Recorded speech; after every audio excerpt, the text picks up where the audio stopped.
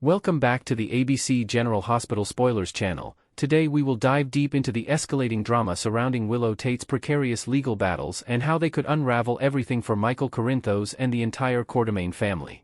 In the shadowy corridors of Port Charles Justice, Willow Tate finds herself teetering on the edge of a full-blown courtroom showdown that could redefine her future forever. Recent whispers from inside sources indicate that prosecutors are pushing hard for a trial, armed with circumstantial threads that tie Willow directly to a web of suspicious activities. Michael Corinthos, ever the protective force in her life, sees this as his golden opportunity to unearth fresh evidence that might flip the script entirely. Imagine the tension: Willow, once a beacon of resilience as a nurse and mother, now ensnared in allegations that paint her as a shadowy intruder. This escalation isn't just procedural, it's a powder keg, with Michael's relentless pursuit of truth potentially igniting alliances and betrayals across the town.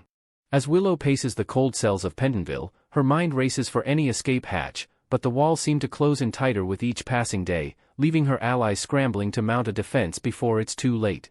Harrison Chase, the dedicated detective with a personal stake in Willow's plight, has been operating in the shadows, piecing together clues from his private investigation that could either free her or drag him into the crossfire. Chase's determination stems from a deep-seated loyalty, perhaps fueled by unresolved feelings from their past encounters amid the chaos of Port Charles's elite circles. He's combed through witness statements, revisited crime scenes under the cover of night, and even tapped into old police contacts for off-the-record insights. Yet, this solo crusade carries risks. If his methods skirt too close to the line, it could backfire spectacularly, casting doubt on the legitimacy of any evidence he uncovers. Picture Chase poring over dusty files in a dimly lit precinct office, his badge gleaming as a reminder of the oaths he swore, only to realize that one wrong move might not just fail Willow but expose vulnerabilities in the entire PCPD structure. For now, his efforts hang in precarious balance, a testament to the blurred lines between justice and vengeance in this tangled saga. If the gavel falls and the case hurtles toward trial, Willow's lifeline may rest squarely on the shoulders of Alexis Davis, the formidable legal eagle whose courtroom prowess has turned tides in countless courtroom disputes. Alexis, with her sharp intellect honed from years battling corporate titans and family feuds, steps into this fray prepared to dismantle the prosecution's narrative piece by piece. She'll likely craft a defense emphasizing Willow's impeccable character, her selfless acts during the town's darkest hours, from pandemic crises to personal losses, and argue that the accusations stem from misinterpretations fueled by family grudges. However, the courtroom is a battlefield riddled with ambushes, unexpected twists, like surprise witnesses from the prosecution or leaked documents surfacing at the 11th hour, could throw Alexis off her game. Envision her in a tailored suit, pacing before a jury of skeptical Port Charles locals, weaving tales of redemption while countering smears that question Willow's motives. Despite her track record, this case promises to test even Alexis's limits, potentially exposing cracks in the Davis legal dynasty that echo through generations. Michael Corinthos, undeterred by initial roadblocks, has been vocal in his theory that Willow slipped into the Courtroom mansion under the radar to secure a hidden firearm, a move he believes ties her to the stalking shadows haunting Daisy Gilmore. Drawing from Willow's history of quiet determination, Michael recounts instances where she navigated the estate's sprawling gardens and hidden passages without detection, perhaps during late-night visits masked as concern for the family. He levels pointed accusations at Daisy, portraying her as the true architect of the terror, with patterns of obsessive behavior that mirror classic stalker profiles seen in Port Charles lore. Yet, Chase, bound by evidentiary standards, pushes back with measured skepticism, demanding concrete proof over speculation. No fingerprints, no timelines aligning perfectly, just Michael's gut instinct clashing against procedural rigor. This standoff highlights the friction between personal conviction and legal reality, where Michael's passion for protecting his loved ones might blind him to alternative explanations, like Daisy's own web of alibis or unseen accomplices lurking in the periphery. As the trial date looms like a storm cloud over the waterfront, Michael stands poised to amass the smoking gun he craves, transforming hunches into hard facts that could seal Willow's fate or exonerate her entirely. Conversations among insiders buzz about archived video surveillance, those silent guardians capturing every flicker of movement around the Courtroom grounds. Traffic cams along the winding roads to the estate might reveal Willow's sedan gliding through at suspicious hours, time-stamped to coincide with the stalking reports, offering a visual breadcrumb trail that's irrefutable in its clarity. If those feeds fall short, perhaps corrupted by time or technical glitches, other avenues beckon, such as delving into overlooked security logs from neighboring properties or even subpoenaing cell phone pings that map Willow's movements with pinpoint accuracy. Michael's team, bolstered by private investigators with tech-savvy edges, could unearth digital footprints Willow never imagined leaving behind, turning the tide in a drama that's as much about technology as treachery. Beyond the obvious tech trails, the plot thickens with the possibility of a forgotten nanny cam tucked away in the nursery wings of the mansion, its lens quietly witnessing the unfolding intrigue. Michael, in his whirlwind of family duties, might have dismissed such devices after installing them for baby monitors, only for them to hold recordings of illicit entries, shadowy figures slipping through side doors, rummaging in locked drawers where the gun lay concealed. This hidden eye could capture not just Willow but contextual clues, like discarded gloves or hurried footsteps echoing in the marble halls, adding layers of authenticity to the evidence pile. Invent a scenario where the cam's footage, dusted off by a tech expert, reveals timestamped anomalies linking directly to Daisy's harassment timeline, forcing a re-evaluation of motives and methods. Such a discovery wouldn't just bolster Michael's case, it could ripple outward, implicating broader conspiracies within the Courtroom sphere and reshaping alliances in unexpected ways. In a twist that could shatter the courtroom's composure, Willow herself might crack under the weight of testimony, spilling confessions that doom her pursuit of Daisy and beyond. Envision Michael ascending to the witness stand, his voice steady as he recounts the chilling details of the stalking, the anonymous threats scrawled on notes, the eerie presence felt in the mansion's shadows, painting a vivid portrait of vulnerability that tugs at jury sympathies. As cross-examination turns its gaze to Willow, the pressure mounts, her eyes darting, hands clasped tightly, she could falter, blurting admissions of her covert mission to arm herself against perceived threats. This unguarded moment might unravel threads connecting her to the gun's disappearance, framing her stealthy incursion as desperation rather than malice, yet sealing a narrative of guilt in the eyes of the law. The fallout? A defense crumbling like sandcastles against the tide, with Willow's raw honesty exposing not just her actions but the emotional fractures driving the entire ordeal. Has Willow's bold chase after Daisy unwittingly forged the chains of her own downfall, intertwining her fate with the explosive Drew Kane shooting that still haunts Port Charles? This convergence of plots suggests a domino effect, where one secret cascades into another, ensnaring innocents and villains alike in a tapestry of deceit. As the trial unfolds, spectators from Spoon Island to the Metro Court will watch breathlessly, wondering if redemption awaits Willow or if the shadows of her choices will eclipse her light forever. The Courtroom legacy, already scarred by shootings and scandals, braces for impact, with Michael's evidence hunt poised to either heal old wounds or inflict deeper ones. Next, we will learn about the dramatic evolution of Alexis Davis that's leaving fans stunned and questioning everything they thought they knew about this iconic Port Charles lawyer. Over the past few episodes, viewers have been buzzing about a profound change in Alexis Davis's demeanor, one that marks a stark departure from the fierce, principled woman who's navigated the treacherous waters of family drama and legal battles for decades. Once celebrated for her sharp intellect and unyielding moral compass, Alexis has always been a multifaceted gem in the General Hospital crown, balancing her roles as a devoted mother, a cunning attorney, and a survivor of romantic entanglements that could fill a courtroom docket. But lately, her decisions seem shrouded in shadows, pulling her into uncharted territory that feels both thrilling and troubling. Imagine a character who's spent years fighting for justice suddenly bending rules in ways that echo the very villains she's prosecuted. It's this twist that's captivating audiences and sparking endless debates in living rooms across the nation. Delving deeper into her latest arc, the storyline surrounding her ex-husband Rick Lansing, father to her daughter Molly, has taken a chilling turn that no one saw coming. In a plot twist ripped from a psychological thriller, Alexis and her daughter Christina conspired to confine Rick in the basement of the Davis family home, a move born out of desperation amid escalating family tensions and hidden secrets bubbling to the surface. This wasn't just any confinement, it involved elaborate planning, whispered arguments in dimly lit corners, and a web of lies to keep Molly in the dark about her own father's perilous situation. Fans recall Alexis's history of protecting her loved ones at all costs, from her days clashing with the powerful Corinthos clan to her heartfelt reconciliations with estranged kin, but locking away Rick feels like a fracture in her core identity. What drove her to this extreme? Was it the resurfacing of old betrayals, like Rick's past infidelities and shady dealings that once tore their family apart, or perhaps a deeper fear that his return could unravel the fragile peace she's built? This basement saga adds layers of suspense, with close-up shots of Alexis pacing the floors above, her face etched with conflict, hinting at internal monologues where she justifies her actions as necessary safeguards for Molly's future. Compounding this shift is Alexis's troubling vulnerability to manipulation by Drew Kane, a dynamic that's injecting fresh intrigue into Port Charles's power plays.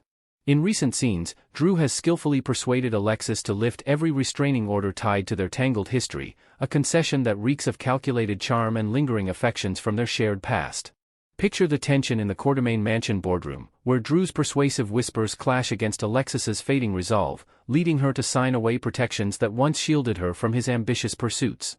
Yet, this leniency starkly contrasts with her ironclad stance toward her son Danny, refusing similar flexibility despite his pleas for understanding amid his own youthful rebellions. Is this selective mercy a sign of Alexis prioritizing her romantic entanglements over familial bonds, or a calculated strategy to maintain alliances in a town rife with corporate espionage and personal vendettas? The betrayal stings especially for Molly, who's already grappling with the emotional fallout from the basement incident, feeling sidelined as her mother's attention drifts toward ex-lovers. And for Danny, it's another chapter in a lineage of parental decisions that prioritize drama over devotion, echoing Alexis's own turbulent upbringing under the weight of her mother's expectations and the Cassadine legacy's long shadows. This pattern of favoritism has fans drawing parallels to past betrayals, amplifying the sense that Alexis is drifting further from the anchor of family loyalty that defined her early years. Remember when she fought tooth and nail in court to protect Molly from Rick's unstable influence, or how she mentored Danny through his first heartbreaks with sage advice drawn from her own romantic missteps. Now, these moments feel distant, replaced by choices that sideline her children in favor of external pressures. Molly's confusion manifests in tearful confrontations at the Metro Court, where she demands answers about her father's whereabouts, only to face Alexis's evasive glances and half-truths. Danny, meanwhile, withdraws into solitude, perhaps confiding in his uncle Ned about feeling like an afterthought in his mother's evolving world.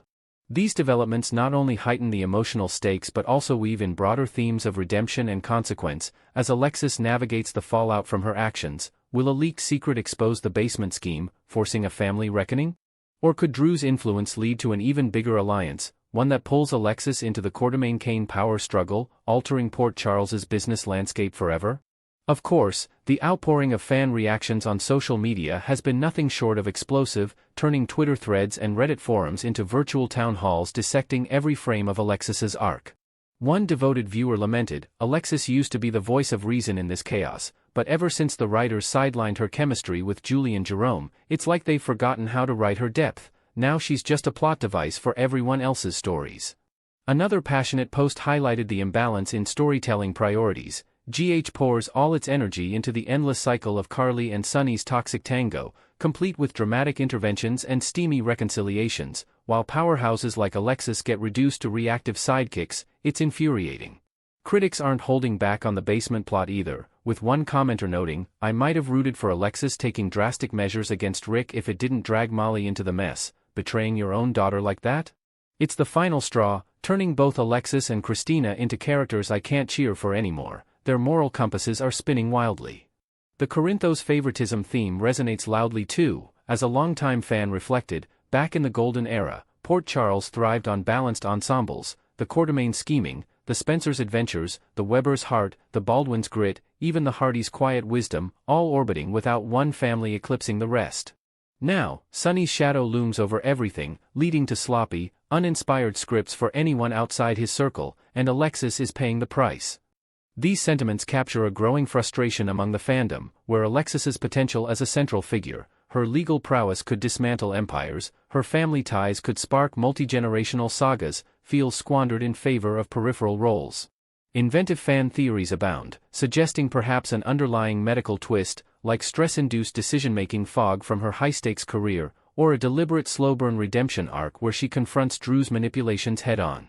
Others speculate on crossover elements, imagining Alexis allying with old foes like Ava Jerome to expose Rick's hidden agendas, adding spice to the Davis family tree. Social media polls are rife with questions. Should Alexis reclaim her fire by prioritizing Molly and Danny, or is this new version a bold evolution reflecting real-life complexities of aging in a pressure cooker world?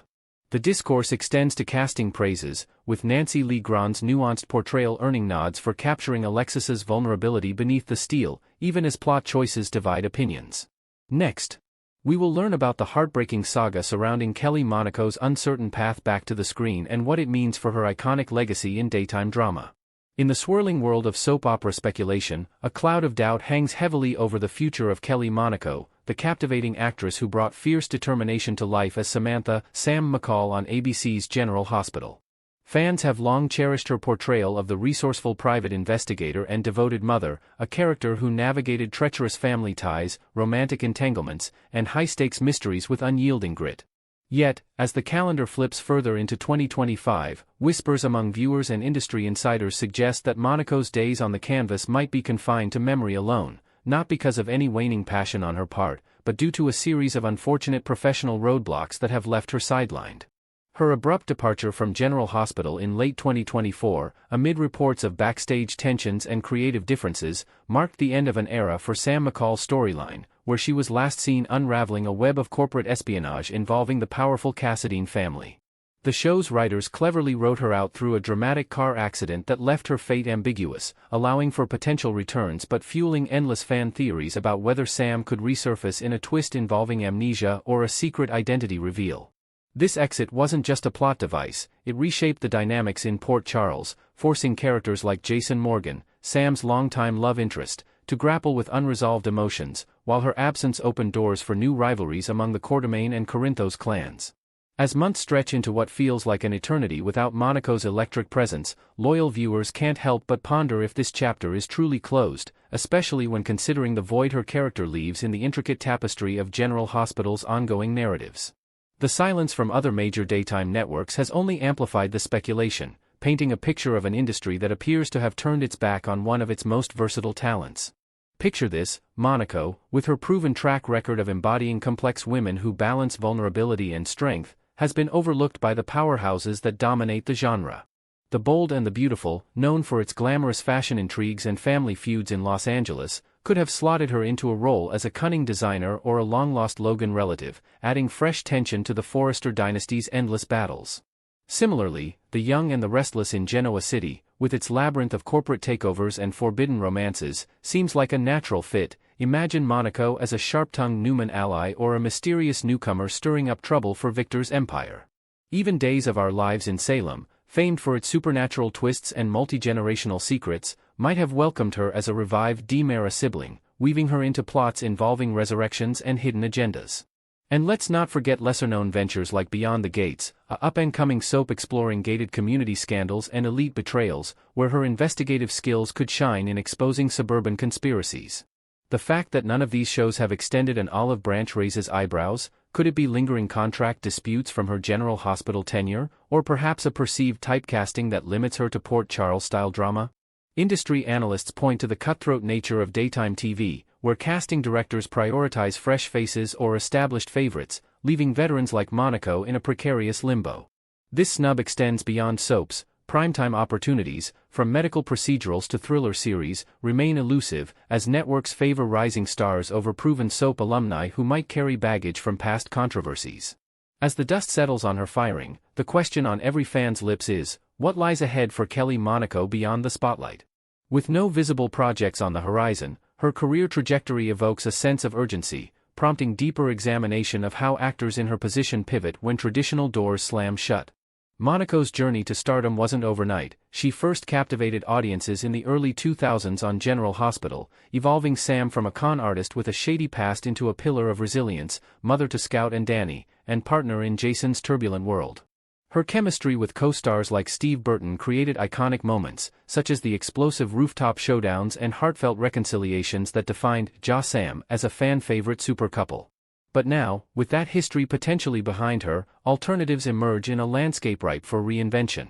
Rumors swirl of her interest in behind-the-scenes roles, perhaps producing her own web series focused on strong female leads in mystery genres, drawing from Sam's investigative roots to explore real-life cold cases or fictional whodunits. Yet, the unlaunched podcast she teased in early 2025, envisioned as a candid dive into soap life, fan interactions, and personal growth, remains a missed opportunity, leaving supporters wondering if creative blocks or legal hurdles stalled it. Financial realities can't be ignored. Even with savings from years of steady work, the entertainment industry's volatility means residuals from past episodes dwindle, and without new income streams, Monaco might turn to endorsements, perhaps partnering with lifestyle brands that align with her athletic background from her pre-acting days as a dancer and model.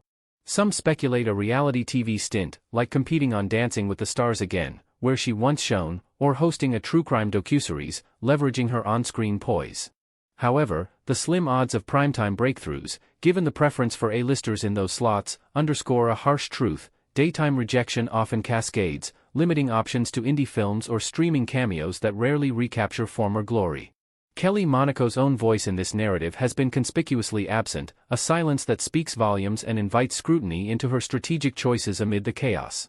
Typically outspoken on social media about character arcs and fan feedback, her lack of commentary since the 2024 exit feels deliberate, perhaps advised by a team navigating non-disclosure agreements or avoiding further fueling tabloid frenzy. This reticence contrasts sharply with her past, when she engaged directly with audiences during turbulent storylines, like Sam's battle with infertility or her entanglement in the Drew Kane identity crisis. Fans interpret this quiet as a sign of closure, or maybe a brewing comeback announcement timed for maximum impact. Could we see a tell-all book excerpt or a subtle Instagram hint at negotiations? In the broader context of actor advocacy, her approach highlights the power of restraint in an oversaturated media environment, where one wrong word could torpedo remaining prospects. Yet, as days turn to weeks without updates, the doubt creeps in: is this the end of public discourse, or a prelude to a bold reinvention that surprises us all? For Monaco, maintaining mystery might preserve her dignity, but it also leaves her legacy vulnerable to speculation, turning her into a symbol of the fragility facing soap stars in an evolving TV era. Shifting focus to the beating heart of the drama, ABC General Hospital itself stands at a crossroads without Monaco's contribution, demanding fans' unwavering attention to unravel the evolving mysteries in Port Charles. The show's head writers have adeptly filled the gap left by Sam McCall, pivoting to intensified arcs like the escalating rivalry between Sonny Corinthos and the enigmatic Valentine Cassadine, where Sam's absence amplifies the stakes for her loved ones. Recent episodes tease explosive revelations, such as potential DNA twists linking Scout to unforeseen alliances or Danny's budding involvement in teen drama subplots that echo his mother's protective instincts. Without Monaco, the canvas feels subtly altered, romantic triangles shift, with Carly stepping into more maternal roles, and Jason's solitude deepens, hinting at a possible recast or dream sequence return to honor Sam's enduring appeal. Fan campaigns, including petitions circulating on social platforms with over 50,000 signatures, urge producers to reconsider, arguing that Sam's voice is irreplaceable in tackling themes of redemption and family loyalty. As General Hospital celebrates its 63rd year, the network's commitment to innovation shines through in diverse casting and bold plots, but Monaco's shadow looms large, prompting questions about legacy characters' longevity. Viewers, ever the lifeblood of soaps, must stay glued to their screens daily, as each installment promises twists that could either bury Sam's story or resurrect it in unforeseen ways, keeping the spirit of Port Charles alive and throbbing with anticipation. In wrapping up this deep dive into Kelly Monaco's precarious position, the soap community buzzes with a mix of sorrow and hope, urging networks to recognize untapped potential before it's too late. Her story serves as a cautionary tale of how one pivotal decision can ripple through careers, yet it also inspires resilience. Perhaps Monaco will emerge stronger, charting a course that redefines success beyond the soaps. Until then, the intrigue endures, mirroring the very dramas she once illuminated so brilliantly. Stay tuned to our channel for the latest General Hospital updates, and remember, in the world of daytime TV, no ending is ever truly final.